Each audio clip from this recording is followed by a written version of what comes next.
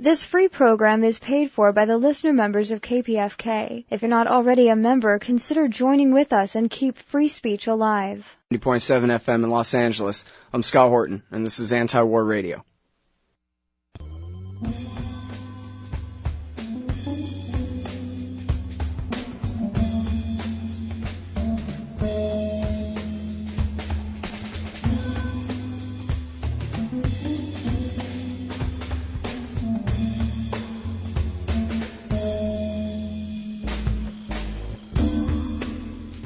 All right, y'all.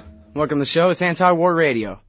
Today's the first day of my new regular spot here on KPFK. I've done some fill-in spots in the past for others on their shows, and now this is my show, Anti-War Radio, every Friday at 6:30 here on KPFK, 90.7 FM in Los Angeles, 98.7 FM in Santa Barbara, and, of course, streaming live around the world at kpfk.org.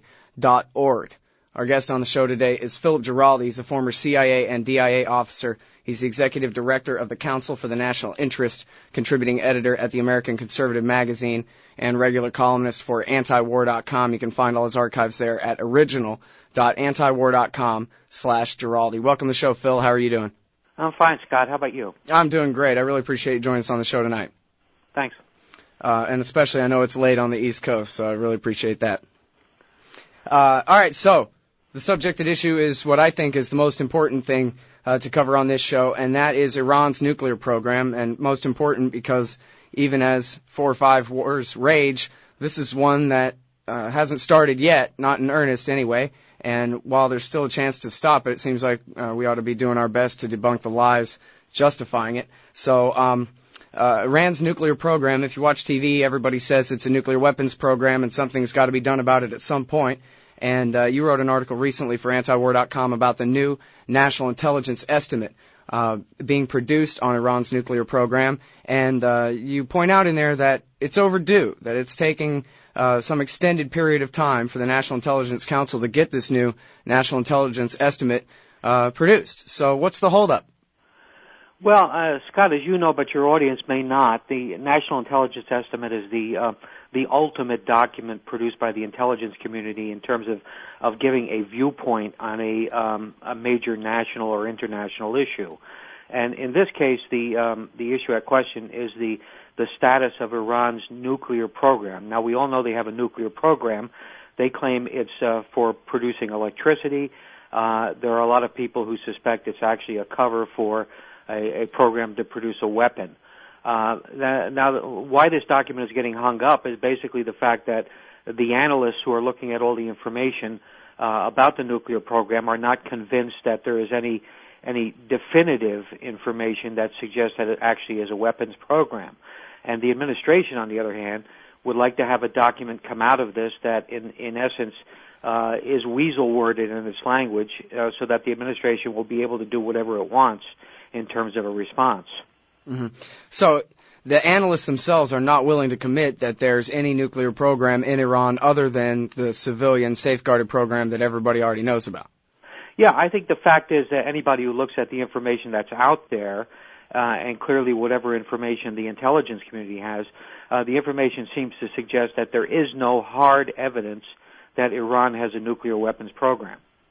Well, but now, you say the administration wants it weasel-worded enough to justify whatever it is that they want to do, but certainly Bush and Cheney would have preferred that the National Intelligence Estimate of 2007 left enough wiggle room for their lies to fit through. Why would the CIA go ahead and go along with Barack Obama making the same demand that they refused when it came from George Bush and Dick Cheney just 3 years ago?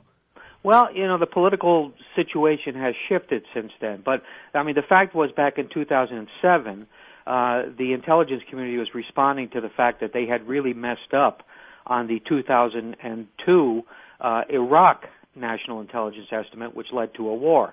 So they were being very cautious in their estimates, and Dick Cheney reportedly was very, very angry with them at the result. But we see from, I think, George Bush's book, which I must admit I haven't read, but it appears that George Bush was not that eager to go to war against Iran either.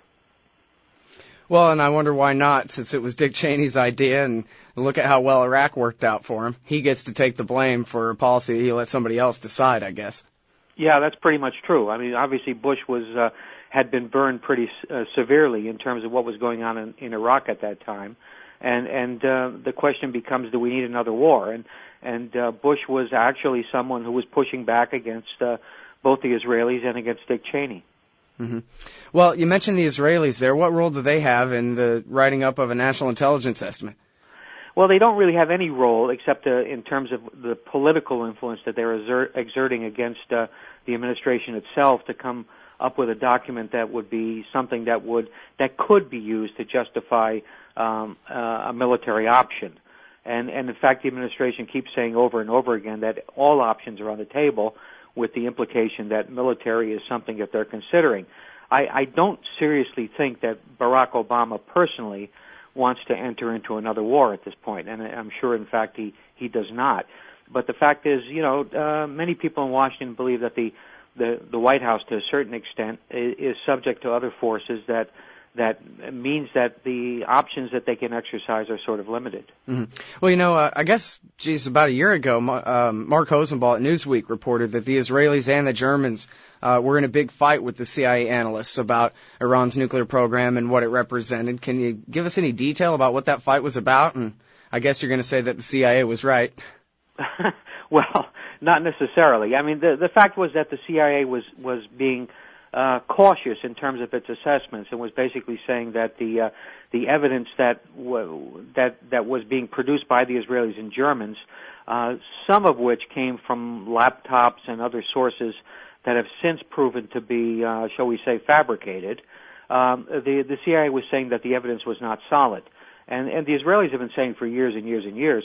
Every time they turn around, they say 6 more months and Iran will have a nuclear weapon. Well, it's been about 5 years that they've been saying that, and I think the current estimates, even by the U.S. intelligence community, are that any possible weapon, even if the Iranians step up their program, is many years down the road. Mm-hmm. Well, it is interesting, isn't it, how the national intelligence estimate from 3 years ago that took all the wind out of Dick Cheney's sail, it did have as its premise that, well, they used to have a nuclear weapons program up until 2003, but then, as you say, that seems to I guess I should put this in the form of a question. Do you know of any evidence that the CIA was relying on that other than the alleged studies, the so-called smoking laptop documents? Well, the CIA obviously had a number of sources that it was using to make the determination that the Iranians had abandoned their program. The laptop was only one source, and that, as I say, proved to be a source that it appears was fabricated. But the fact was they had other, shall we say, human agents which they refer to as HUMINT, that were corroborating the fact that the program had been abandoned. Mm-hmm. Well, I guess what I was wondering about was the evidence that it ever existed. I think there is the evidence that it existed is somewhat sketchy too, and I think in fact if you go back to the 2007 NIE, you'll see that basically what they were saying was that there was an exploratory program. There never was really a program in terms of that really got off the ground. Mm-hmm. All right. Well, so now we come to the demands of the United States and the so-called international community, in other words, the United States, about what Iran is to do with their nuclear program. And it seems like the language is always very messy when you hear these diplomats on TV, even when the various secretaries of state, Condoleezza Rice or Hillary Clinton, the language is always kind of messy about what exactly it is that they're demanding. They're supposed to prove that they're not making nuclear weapons. Under the Bush years, it was assumed that meant they may not enrich uranium. There was a UN resolution that says you may not enrich uranium. But then Bush and Hillary Clinton, Obama and Hillary Clinton have come in, and they haven't done anything about that UN resolution, but they offered a deal to Iran last fall that basically implicitly, I think, accepted the fact of Iranian nuclear enrichment. They just said, let's work out a deal so that you don't enrich any of your 3.6% U-235 up to 20% U-235. We'll have the Russians and the French do that. We can talk more about the wrangling over the diplomacy, but it does seem, doesn't it, that there was a time anyway, perhaps a year ago, maybe that's changed, that the Obama administration seemed to be, if not outright saying so, they were implicitly accepting the legitimacy of Iran enriching uranium at Natanz. Well, the problem here is that they keep shifting the goalposts, and any country that is a signatory to the Nuclear Non-Proliferation Treaty is entitled to enrich uranium for production of electricity. And so Iran does have that right, and the Bush administration and the Obama administrations have both conceded that. Now, what they then do is they create other conditions. And the Israelis, for example, are insisting that Iran have no capability to enrich uranium because they believe that once you have that capability, you can go up to enrich it to weapons grade. Now, that of course is not technically true because there's a huge difference between 3.6 and the 90% that you need to produce a weapon. So that's kind of one red herring type issue. And the other issue that we've been hearing a lot lately is they don't want Iran to have what they call a breakout capability. Now, breakout capability means that you have all of the technological capabilities and resources to produce a weapon if you decide to do so. There are a bunch of countries in the Middle East that have breakout capability. Turkey, for example, does. Egypt does. Saudi Arabia does. And none of them are being subject to the same scrutiny as Iran, because Iran, obviously, we are looking at a political dimension that is coming into play. Mm.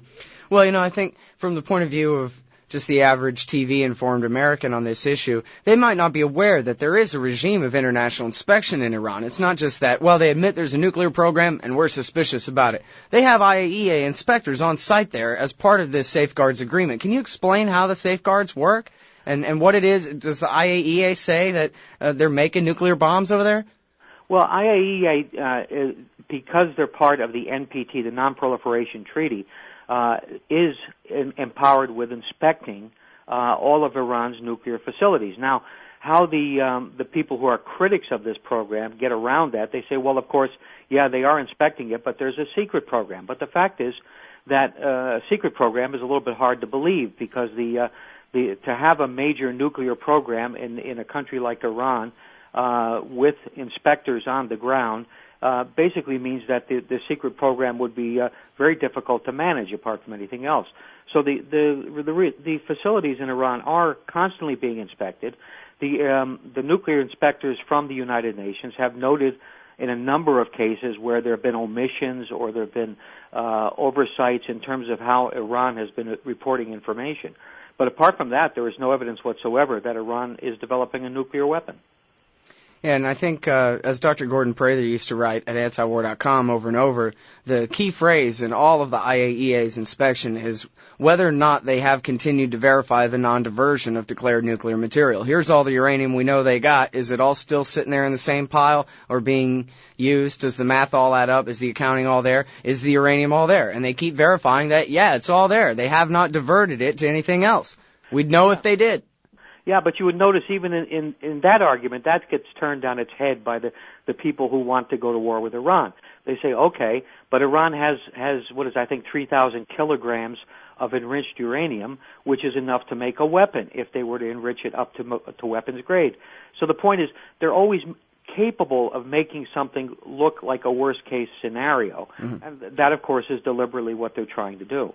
Well, in a sense, it's also arbitrary, this breakout capability. It seems like if they had a bunch of centrifuges that weren't working, they were just sitting there, and they had a bunch of uranium ore in the ground, and they had the ability, a factory where they could go through the process of making the uranium ore into hexafluoride gas for introduction into the centrifuges, well, that's breakout capability, too, with all the uranium sitting there in the ground still unmined. Why not?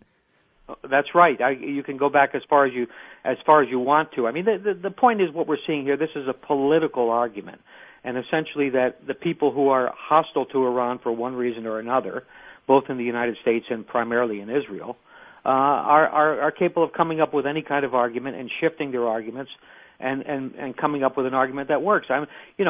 We've talked about this before, and you know that I'm not a particular friend of the Iranian regime or government or in any way, but the fact is that if we expect to come to any kind of solution in any part of the world in terms of these problems, we have to deal with people in a reasonable way and assume that they are going to be presenting arguments that we can argue against and try to resolve the issues. But we're not doing that.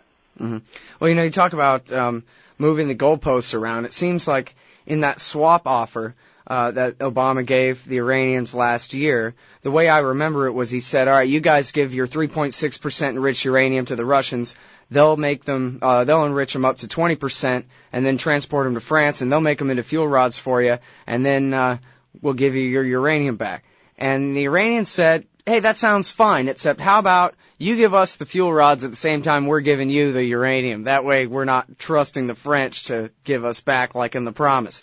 And that was the deal breaker. Throw up our hands. Oh, that Mahmoud Ahmadinejad, he just wants to blow up the world. You just can't deal with him. And yet it seemed like a pretty reasonable offer. And in fact, it was so reasonable that the Turks and the Brazilians, a few months later, came up with pretty much the same deal, right? Yeah, that's absolutely correct. The fact was that the Turks came up with the same deal where they would provide the enrichment, and the Brazilians were going to be guarantors of the agreement. And it was turned down. And again, they came up with another argument. The argument in this case was that, okay, you take this uranium and you put it over there and it gets enriched and so on and so forth. Well, uranium is a commodity. It's fungible. That means that if you take that uranium away, then you have other uranium that's still back in Iran that's available as a resource to turn into a weapon. So, it's like a no-win situation, like the old argument, when did you stop beating your wife? The Iranians really can't win on this in terms of this argument because the argument keeps shifting. Mm-hmm. Well, and the other thing is, too, right, is that regardless of whether one is a big fan of the Ayatollah Khomeini, it seems consensus throughout Iran that they want a nuclear program and they are determined to keep it, and they're not giving up enrichment for the United States or anybody. Well, it's an issue of national pride. Both people on the left of the political equation in Iran and on the right agree that Iran has a right to this, and indeed they do by international agreements. Mm-hmm. Well, and so I guess where does that lead us? It seems like if Obama and Hillary Clinton want the kudos for solving this problem other than war, if they really don't want war, then why don't they just work it out? Instead, we have this P5+1 set of talks that are supposed to happen here pretty soon, and all the announcements in the papers are, this is never going to work. Nobody at the State Department believes the Iranians can be dealt with. It's all a big joke. Oh, what are they waiting for? Why not start dropping the bombs now then? If they don't want to solve it diplomatically and they don't want a war, then what are they doing, Phil? Well, I suspect there is not a real policy in terms of the administration on how to deal with this issue. I think they have a number of ideas, and they keep playing with the ideas, and I think that the expectation is that this situation won't blow up on them.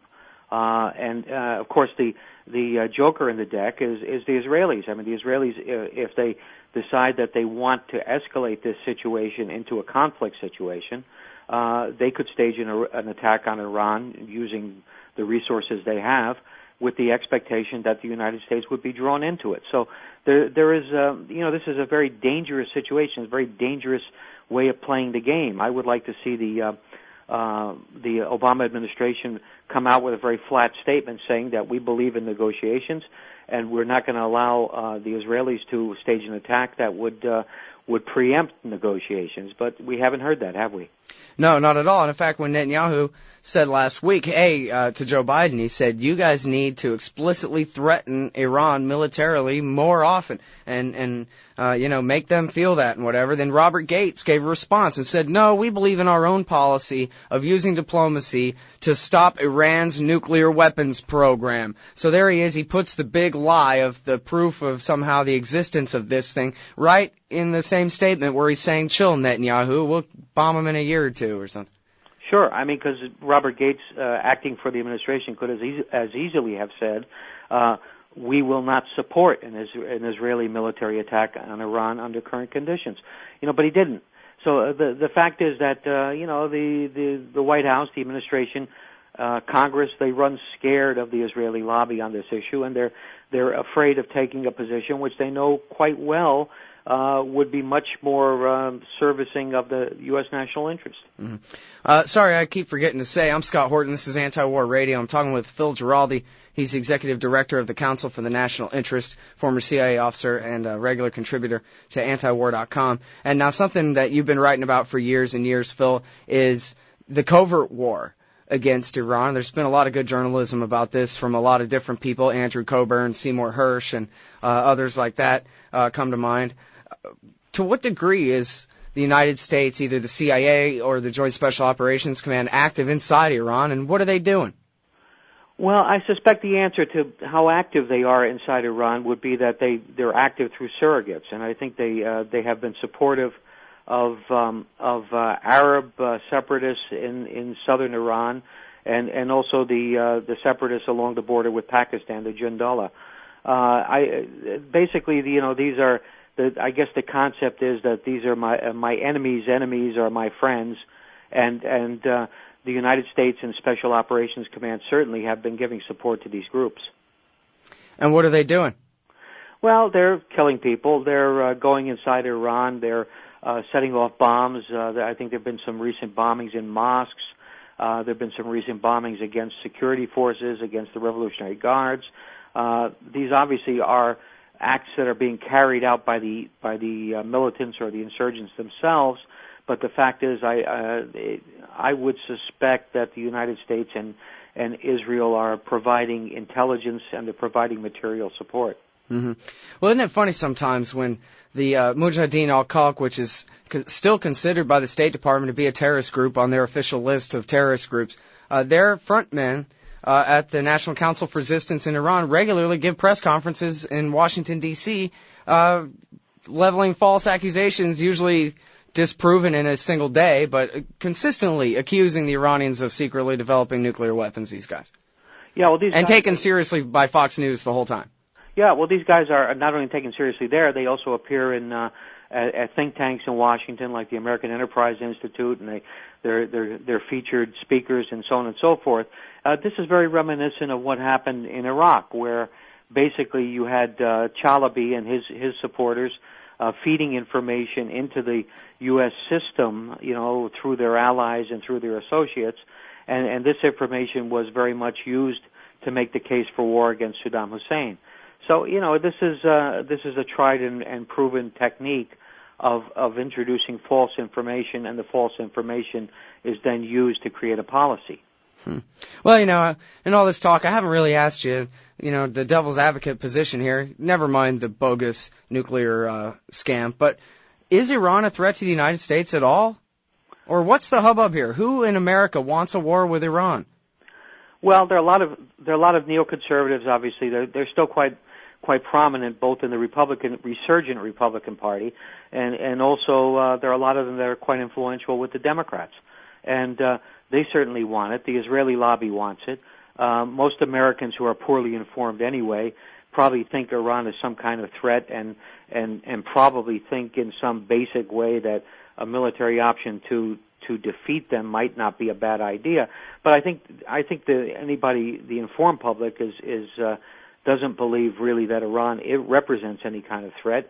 I personally believe that Iran might have a nuclear weapons program, but the fact is that would an underground nuclear program producing a crude weapon maybe 2 or 3 years down the road be a threat against the United States? Well, I don't think so. I think threats are containable, as was demonstrated during the Cold War, was demonstrated in dealing with China, and demonstrated even now dealing with North Korea. So the fact is, I think this is, again, it comes down to a political equation. The Israeli lobby and their supporters in the media and the U.S. government would like to see a war against Iran, and they're kind of playing their cards on Iran being a threat. I just don't see it. Well, what about the Pentagon? They're on the side of reason or not on this one? Well, I think from what I've been hearing lately is the Pentagon is disinclined to any more of this kind of talk. There are divisions in the Pentagon. I have also heard the Air Force, for example, which would be the primary force attacking Iran, which has not played a major role in either Iraq or Afghanistan. The generals over there want to get their game going, and so they're probably more inclined towards a war against Iran than the other members of the Joint Chiefs of Staff would be. But the consensus within the Joint Chiefs is that this is just a bad idea. It's a war that could easily escalate far beyond a limited conflict, and it could cause incredible damage to the United States. So no, the Pentagon is, I think, pretty much against it. Well, that's good. You know, there are still 50,000 combat forces in Iraq, more than 100,000, and far more than that if you include all of NATO and Afghanistan right there on either side of Iran. It doesn't seem like they have the kind of navy that could approach our coast, but they sure can fight American assets and forces inside their neighboring countries, couldn't they? Yeah, and they have Chinese made cruise missiles that are very effective. I mean, it's not inconceivable that an American aircraft carrier could be hit and even sunk. This is war is not a zero-sum game. It's once you start it, nobody can say it's over, and the Iranians would be very capable of engaging in warfare in various irregular ways on various fronts against American interests in Afghanistan. How hard would it be to cut that supply line up through Pakistan? If you really put some effort and time and money into it. Well, and who even knows, like, to what extent the Iranian intelligence services have infiltrated the government of, say, Azerbaijan or something. Like, who knows where they could have a coup d'etat or undo American interests in the region where we're not even looking. That's right, and they certainly have a great deal of influence inside Iraq. And the supply line up from Kuwait to our remaining 50 or 60,000 troops in Iraq would be in peril. I mean, they could really be cut off. There are a lot of things, and just think of oil prices. What would happen to oil prices if a couple of tankers were sunk in the Straits of Hormuz? There are a lot of options that the Iranians have to make very serious trouble. And I think the Pentagon is aware of that. Mm-hmm. Well, and it seems like Ayman al-Zawahiri would have every Muslim believe that America's war is against Islam, that we don't discriminate, that we'll kill you. As long as you're Muslim, we'll either support your tortured dictator or we'll outright invade your country. And it seems like a war against Iran would really prove that case, seeing how they're run by Shiite ayatollahs who themselves are enemies of Zawahiri. It would just as much prove that he's right about us, I guess. Well, that's right. I mean, if another war against another Muslim country would be a very convincing argument that the United States is out to change, to do regime change, to do whatever however you want to refer to it. I mean, religion change, is that the objective here? Who knows? But it's very clear the United States is on very thin ice here, and then there are other issues in the region. You have a very unstable nuclear-armed Pakistan that has missiles that are capable of hitting targets from Western Europe all the way over to Far East Asia. Yeah, so well, let's take a stick and beat on that hornet's nest. Maybe that'll be our next interview here, Phil. Thanks. Exactly. Everybody, that's Philip Giraldi. He's a former CIA and DIA officer, executive director of the Council for the National Interest, contributing editor at the American Conservative Magazine, and columnist for antiwar.com. Thank you very much for your time, sir. Appreciate it. Thanks, Scott. All right, everybody, Tom Morello and the Axis of Justice coming up next, and you can hear the entire Pacifica Evening News at kpfa.org. This has been Anti-War Radio. I'm Scott Horton. Check out the website antiwar.com/radio. See you on next Friday at 6:30.